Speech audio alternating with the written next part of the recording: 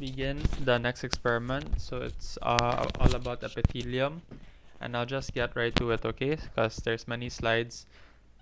Just correlate this with your lecture from Doc, okay? So the first one is simple squamous.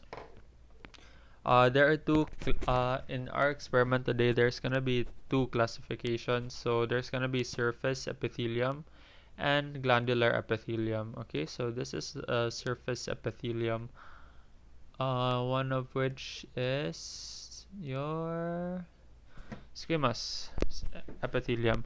So you always, with the basis of histology, you should always remember the specimen. Okay, so the first specimen here is mesentery.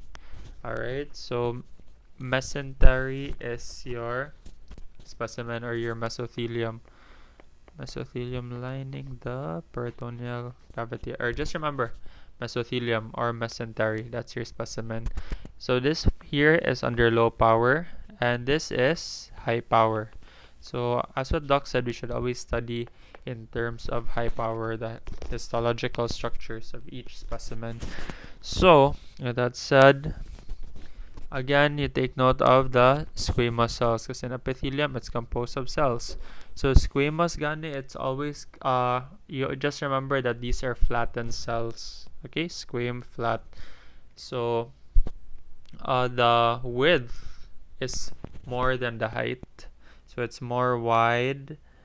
And usually, from what I remember, one of my lecturers saying is that the nucleus can either be flat and is always found basally, okay, and within a flattened cell. So this is simple squamous epithelium. Simple because there's only one layer. So credits also. So one of my reference books is Junquierra's Histology. All right. So some pictures I incorporated it from that beautiful textbook, and some. By the way, these are slides from school. Okay. So you can use this as reference, and you can use the plates as mentioned in the orientation, or you can also refer to your Junquierras. So this was stained also with silver nitrate, okay? Take note. That's why it has a different, not really that purple velvety color that you always see.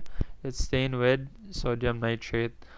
And what you see here, these lines, these edgy lines from one another. So this is what's characteristic of your squamous epithelium and your mesothelium. They have serrated borders.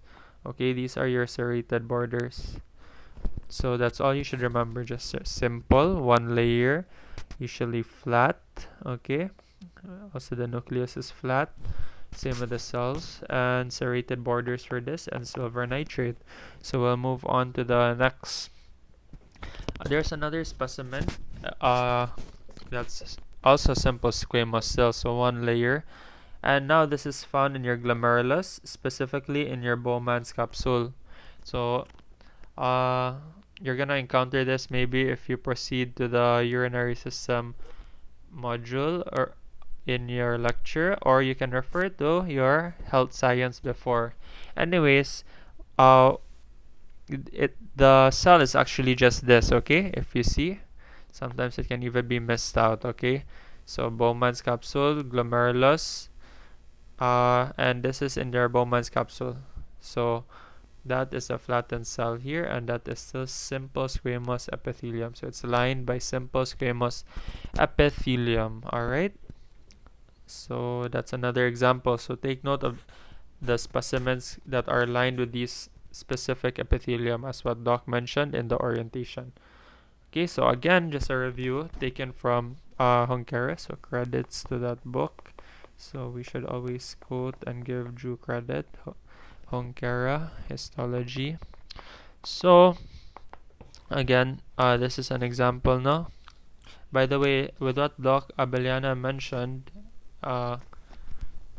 your lamina propria should always be labeled, so that would also guide you to the orientation of how your drawing should be. Anyways, lamina propria is also just a thin layer of thin layer of areolar tissue just beneath the basement membrane.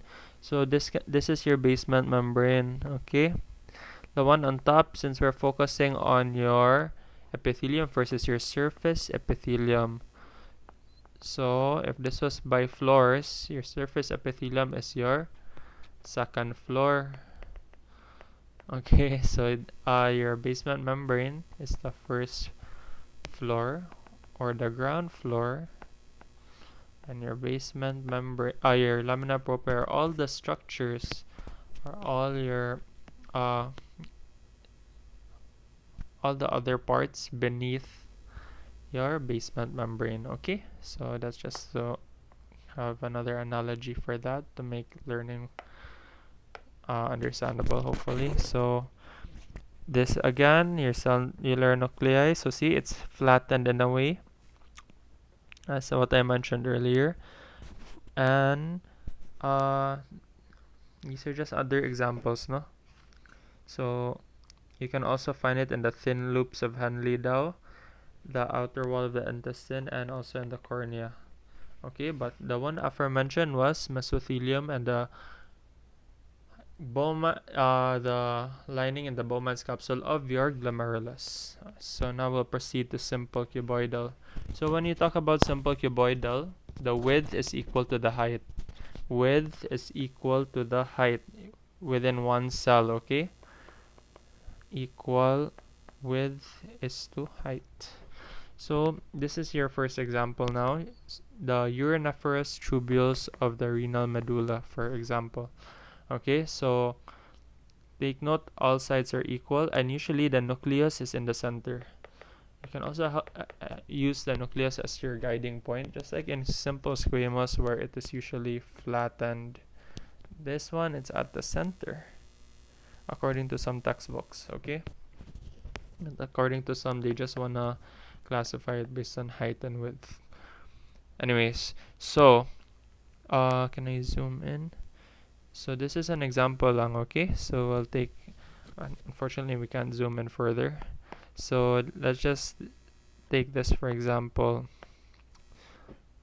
Let's find another one that's nice, and I think this is one of the nice ones. Okay, so this one. So the height and width are equal, and the nucleus is at the center. Simple cuboidal, alright? And there's another example. So in your thyroid follicles, again, height is equal to your width and center nucleus. And take note of the specimen. So now this is your thyroid follicles, and the previous one was your uriniferous tubules, okay, of the renal medulla. So simple cuboidal, if we zoom in, okay, take note. So this is one within this follicle, and let's say this is another one within this follicle, so the height and width are equal. Alright, so this is just an example of thyroid follicles, and what's contained inside is colloid, where hormones are stored. Okay, you'll encounter that more later on in your endocrine system. So simple cuboidal epithelium cells are roughly as tall as they are wide, so they're equal. So we showed the thyroid follicle earlier, and this is just another example, though this is seen in letter C, okay? But this is a very good example here, okay? So height and width are equal, nucleus is very round and in the center. Alright, so we'll proceed to the next, simple columnar epithelium. So there are many examples for this, and some have distinguishing parts. So for simple columnar gani, the height is more than the width, okay? So meaning it's longer, and usually the nucleus are arranged basally and equally, okay? And since we're talking still about simple, there's only one layer. Alright, so take note of that. And nucleus arrangement. So this one is your gallbladder, okay? So your gallbladder, what's nice to know about your gallbladder is that there's no cilia, there's no goblet cells. I'll show that to you later. So it's very distinct and concise, that you just see one layer here, and there are really some nucleus at the bottom, no, basally, that are arranged in one fine single layer. Whereas now in your simple columnar epithelium lining your ileum or your small intestines, you have these white spots. So these are your goblet cells.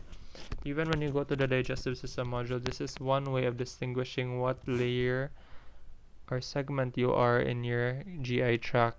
And for this experiment, this will help you determine or assess the type of epithelium because of the evident goblet cells that will help you then note that this is your ileum. Okay, so take for example the lamina propria that I mentioned earlier. Beneath this lining here is your basement membrane. Let's imagine that this is your basement membrane. You can also use this labeling sequence for the lamina propria in your digestive system module, since there's going to be fairly a lot of slides. And beneath here is your lamina propria. Okay, lamina propria, and that's it. Okay, these are connective tissue linings, and there can other be structures there, and beneath that there's going to be another layer, but that's for the later experiments. Okay, we're only concerned now about your epithelial layer. Alright, so goblet cells present, single layer, and here very nice. You see really that all the nucleus here, the one in yellow, is aligned equally and uniformly. Because if ever they're not going to be uniform now, this will lead you to two possible types of epithelium that come into mind. Either pseudostratified, and if there's many layers, it's going to be stratified columnar. Okay, so just take note again, going back, gallbladder and your ileum goblet cells, very uniform and equal one layer, and the height is taller, or will exceed the width. Okay, so here again, this is just our iteration, and usually when we're talking about simple columnar, they usually function for absorption. So just correlate with your lecture what the specific functions for each distinguishing epithelium is. Okay, so next is your cilia. So your cilia, and this is still simple columnar. Okay, simple columnar epithelium, and it's ciliated now. So if ever this specimen is your fallopian tube, if ever we zoom this, it's not that clear, the cilia, but let's just imagine this one. Okay, so it's ciliated in the apical and the surface area, and you still see again, this is still categorized as simple columnar because of the uniform nuclei, and also aside from the uniform nuclei, one layer, so it's simple. And one way of noting that this is a fallopian tube is that there's many foldings. So take for example there, folding, it enfolds a lot. Okay, so that can help denote to you that this is your fallopian tube. Okay, identify what type of epithelium, specifically simple columnar ciliated. Identify the specimen fallopian tube. Alright, so for in terms now of your cilia, what is its function? Your cilia functions for ciliary movement, whether it's a transport of your oocyte in the fallopian tubes and the sperm in the efferent ducts. Okay, aside from that, if you're talking about respiratory tract, it helps for mucociliary clearance. Alright, okay, so now we proceed to the next, which is your pseudostratified epithelium. Why are they called pseudostratified? Because they appear to be in many layers, highlighting function. Okay, several layers though, but their basal ends all rest in the basement membrane. So they appear only several layers, but they are in fact only one layer, wherein their nuclei are just not uniformly arranged. That's why it will confuse you that there's many nuclei in the top and bottom, so there's probably two layers, but no, there's only one layer, hence the word pseudo, false, stratified, many layered epithelium. Okay, so your prime examples here are your pseudostratified epithelium of your epiglottis. Okay, so again, this is still ciliated. This is LPO, I believe. Okay, so we'll focus on the We'll focus on the picture in Junquierra. So there are ciliated areas here also if we zoom in, because they will help aid in your mucociliary clearance. Okay, this area on top. So pseudostratified. So even if you see here that there are many disproportionate nuclei, so in fact they're still there, they are just only still one layer. Okay, and take note that this has cilia, and take note of the specimen that this is your epiglottis. It's in your upper respiratory tract system. So next, your ductus epididymis. So they're now lined with a specialized epithelial specialization, which is now your stereocilia. So your stereocilia will increase the surface area to greater exhibit secretion and absorption of the cell. Large amounts of fluids are secreted to propel the spermatozoa. In turn, the stereocilia will then reabsorb 90% of the same fluid. So here, two structures to take note of, and this is actually kind of really textbook appearance. This is found in their lab, no? Face-to-face funny. So you have very nice stereocilia evidently found here inside these tubules. Okay, and then you have your fine layer here of your. So remember, this is pseudostratified, so this is just one layer. But you see that sometimes the nucleus are, disproportionately placed, or they are squeezed. But for example, this one is here, then after here, like here, no? But they're just all in one layer, so they're not practicing the principle that all should be in the basal end. They're just not uniformly arranged and in one layer. Okay, so just take note. The specimen, which is your ductus epididymis. Your next to that, what is the epithelium? What is the specialization? So you can find that all here. What is the function of stereocilia also? Okay, so we discussed stereocilia here. We discussed this earlier also. So here, since earlier the lining of the epiglottis was in LPO, you can see here the cilia very beautifully arranged on top. So this is a specialization on top of your surface epithelium. And remember the function. So we talk about cilia in your fallopian tubes, and also now in your pseudostratified epithelium. Okay, so next is stratified squamous epithelium. We're only going to tackle one stratified structure here. So it's going to be your stratified squamous and your tongue. So now, true to its name, that there are now many layers already, okay? So, of your squamous cells. So now, if ever pseudostratified ganete, they usually function for protection. Okay? So, here. This is your tongue. You see papillae. So, okay, there's papillae characteristic from basal going to superficial. There's gonna be a decreased order of the nuclear cell ratio. So as you go to the upper layer or the apical layers, there's gonna be less nuclei evident as to the basal, because you learn in the skin later on how cells regenerate or how they are made, specifically in the skin. Okay, so other occurrences, they can appear in skin, especially in skin, thick and thin, and the vaginal layer. And you'll also learn in your integumentary system the difference between keratinized and unkeratinized. Alright, so just take note for the basis of the experiment this week. Your sample will be your skin, your tongue. You saw papillations present here. Okay, and then also that there are many layers now. Flattened cells, nuclei. Okay, and that's why this is stratified squamous epithelium. The next one is transitional epithelium. So transitional epithelium, these are characteristic dome shaped, okay? Umbrella or dome shaped. So why are they aligned this way?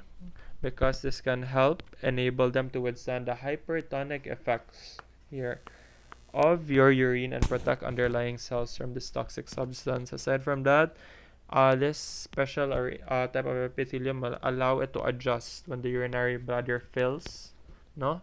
When it expands or it compresses.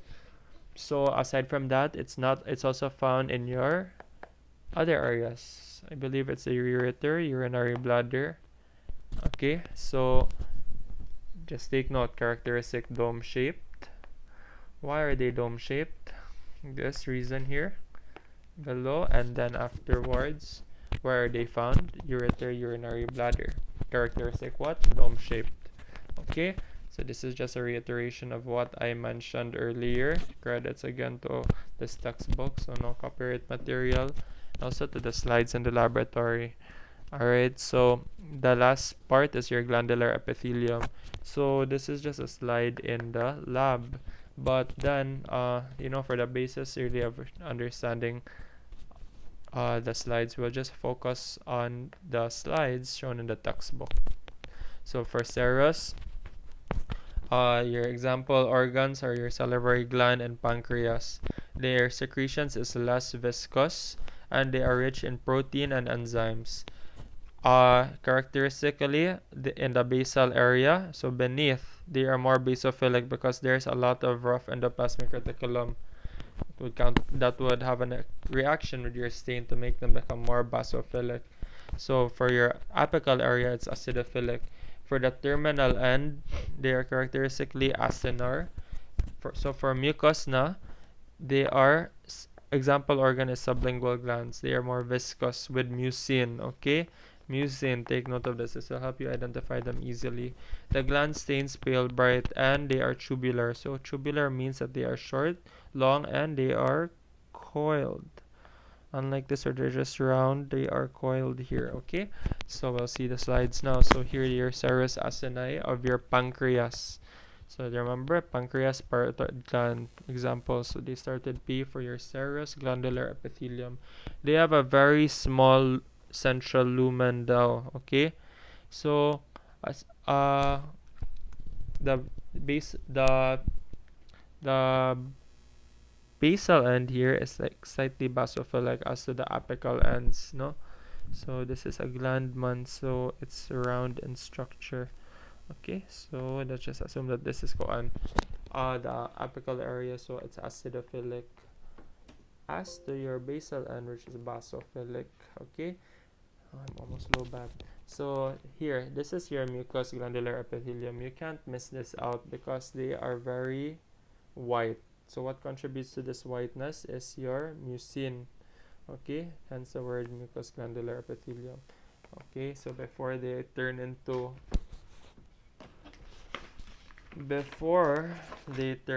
the secretory granules present within this gland will turn into mucin, and once water will be added, it will be released by the gland to become mucus. So they're viscous, elastic, and protective, and provide lubricant. They serve as a lubricant. Okay, so that's an example. So still in this, this is your sublingual gland man. They are still mixed. Okay, so they're still mucus as well as serous, but you can't miss mucus cause.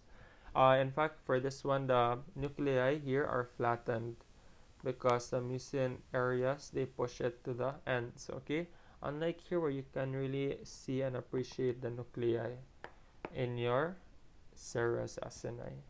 Alright, and again, lamina propria. I got this just in Wikipedia. Oops. So help you just learn on what is lamina propria. So here, so we talked mostly about the surface epithelium for this experiment, man. Later on, we will go down to the connective tissues present in your lamina propria and other structures. Alright, and I hope you learned, and that's all for this week. Thank you, my 3 tables. That's all. Stay safe. Have a good one.